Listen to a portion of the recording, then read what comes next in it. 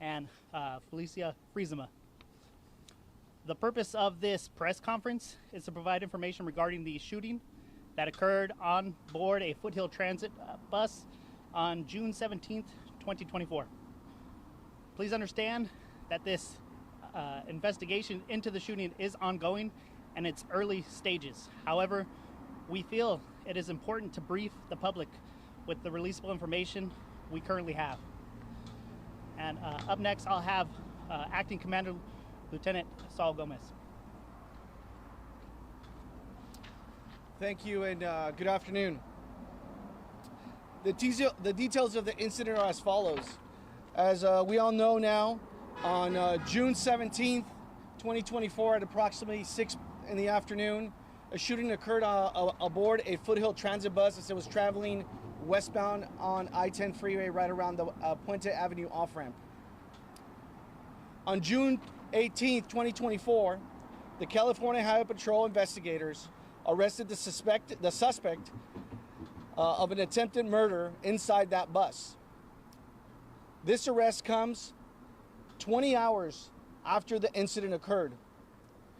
As a result of an aggressive and extensive investigation by the Southern Division Major Crimes Detectives in collaboration with the Baldwin Park officers, the CHP arrested the suspect. The suspect is Juan Mario Trejo, age 32, of West Covina, California. He was arrested in Los Angeles and is being charged with Penal Code 664 and 187A, attempted murder. Trejo is being held on $1 million bail and is booked at the Los Angeles County Sheriff Inmate Reception Center. During the investigation, several crucial leads were developed that led to the arrest of the suspect. Yesterday, I was asked several times whether or not I felt that the community should be aware, and my answer was that Highway Patrol officers were out there ensuring that the community was safe, and we kept true to that word. As a result of hard, diligent work by our officers, we have this very dangerous individual in custody, and the community could rest a little easier tonight. I'd like to invite Chief Executive Officer of Foothill Transit, Doran Barnes, to speak. Thank you and good afternoon. Yesterday we saw the first ever in our 35-year history of operation an incident of gun violence on board one of our vehicles, an incredibly uncommon circumstance. As I said last night, our hearts are with the victims and we wish them a speedy recovery and the best to their families. While this incident could have been certainly much worse, the reason that I think the outcome was what it was goes to many components, including the training that our coach operators receive to de-escalate situations like this, and our partnership with law enforcement, both the LA County Sheriffs and the California Highway Patrol.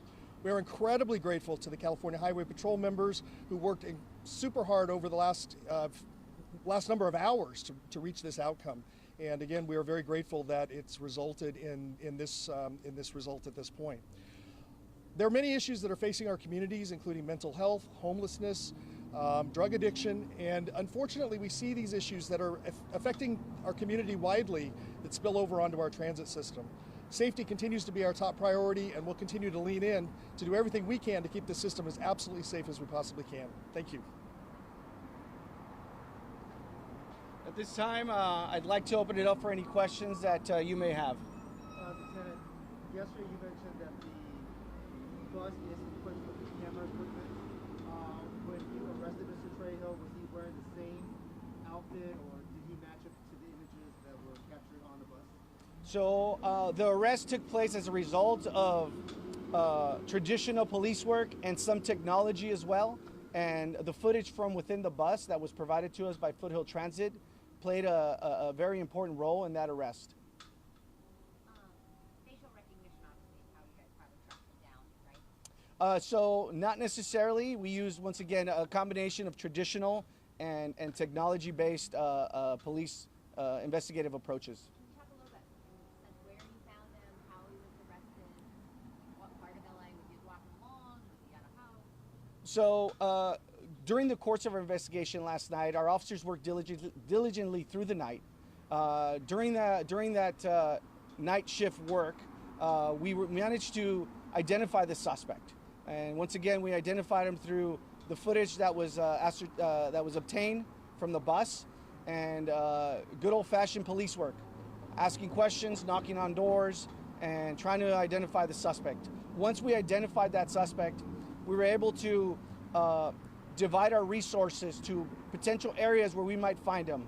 And lo and behold, that great investigative work by our major crimes unit paid off, and we have him in custody now.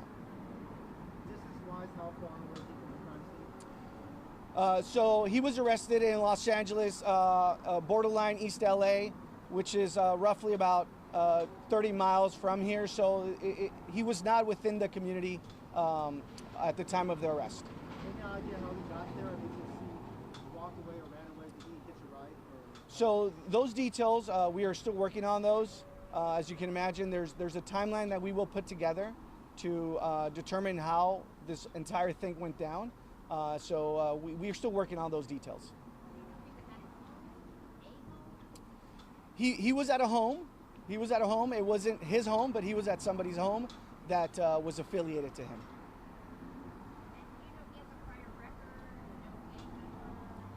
So this individual has had multiple run-ins with law enforcement. That's as much as I can tell you with regards to him and his involvement in criminal activity. Anyone else? Forgive me, please. Yeah, was there another suspect involved or another person involved in this altercation? I've heard a couple of different versions that the suspect in question here that's under arrest was involved in a fight with perhaps one of the operators and another man. Is that accurate? So the incident started when the suspect began a verbal altercation with the bus operator. There was an additional passenger within the bus, one of approximately 20 passengers, that got into altercation with the suspect as well. As a result of that altercation, it went from verbal to physical, at which point the weapon was produced and the shots were fired.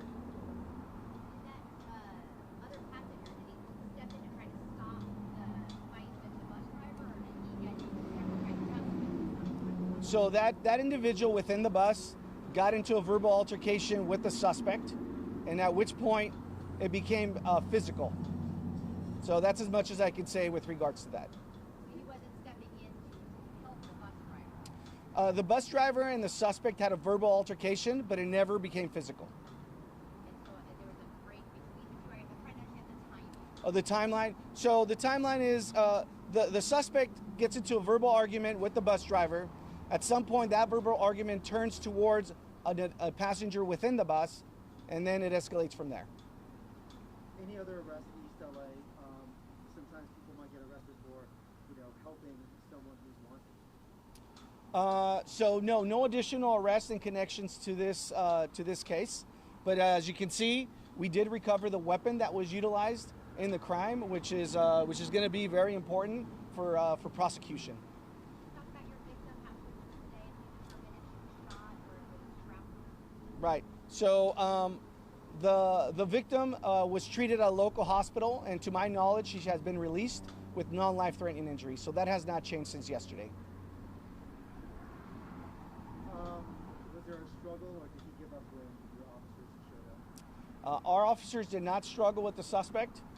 We were well prepared, and we knew that this person was very dangerous given the circumstances surrounding the crime, and so we were ready for anything that came our way. Our officers acted professionally and took the suspect in without further incident. Was the gun found on him or elsewhere? I cannot release that information, but I can tell you that is the actual weapon that was used. And so, Lauren, can you talk a little bit about what the bus driver did again, and just kind of some of the basics? I mean, you just try to talk about, try to de-escalate it? Yeah, one of the things we've really been focusing on is to have the operators de-escalate situations so that if there's a verbal confrontation, to try to calm the situation, make sure we keep everyone as safe as possible. And we've had great success with that as an approach. Again, our coach operator exercised those de-escalation techniques and really demonstrated professional service in trying to calm the situation as best as possible. Your driver here, Gentlemen. and how was he doing today? I guess a little shaken He's a little shaken, but he's doing okay. He was not harmed in the incident. I spoke with him last night. As you can imagine, he's a bit shaken by the incident, but again, his professionalism really showed through. Is he back on the job at this point? I don't believe he's working today. What's the standard protocol for something like this? Is he, I don't know, get a leave for a little bit, or can I ask you? Again, I think each one of these circumstances is a little bit different, but we did provide counseling services through our contractor for not only this operator, but any other operators who might feel they need some additional support. Again, we want to make sure that our operators are confident out in the field and feel comfortable doing the job that we ask them to do. I don't have a lot of details on his background. I believe he'd been operating for a couple of years, but I don't have a lot of details on that. Moving forward, any changes to the system? I don't know, uniform officer, undercover officers, anything like that moving forward? We're continuing to work with the LA County Sheriff's Department and also all of the local law enforcement departments, as well as the California Highway Patrol. And really, we're going to continue to lean in on all the things that we've been doing. Combination of de-escalation training, security cameras on board all of the vehicles. We do use targeted law enforcement, but as you can imagine, with a system as big as ours, 327 square miles, we can't have law enforcement everywhere. It's just simply not practical to do that. So we're trying to look at every other technique we can find to keep the system safe. Is there like a contract with any law enforcement agency like Metro has with Long Beach, the Sheriff's Department, and LAPD? Do you know any sort of contract? We do have a contract with the LA County Sheriff's Department, and we're continuing to tap into the various resources they have to help make our system safe.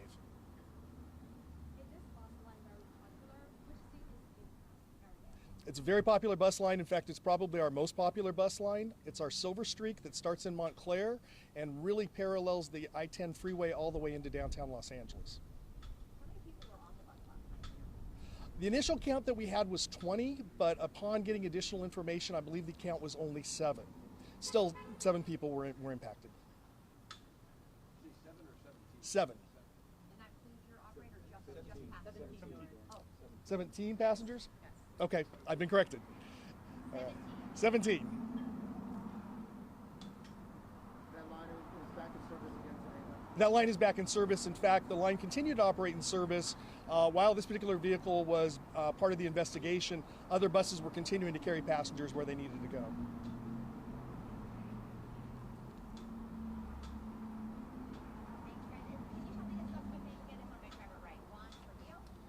Yes, the suspect's name is Juan, middle name Mario, and last name Trejo. Age 32, out of West Covina, California. Trejo. Being held at Med Central Jail, Lieutenant? Yes, he's being held at the Inmate Reception Center, Los Angeles County Sheriff's. Is that the Twin Towers? Twin Towers, correct. From West Covina, you said? Mm-hmm. Thank you once again, everyone. We appreciate your help in the coverage of this incident, and once again, we're very happy with the results. The suspect is in custody.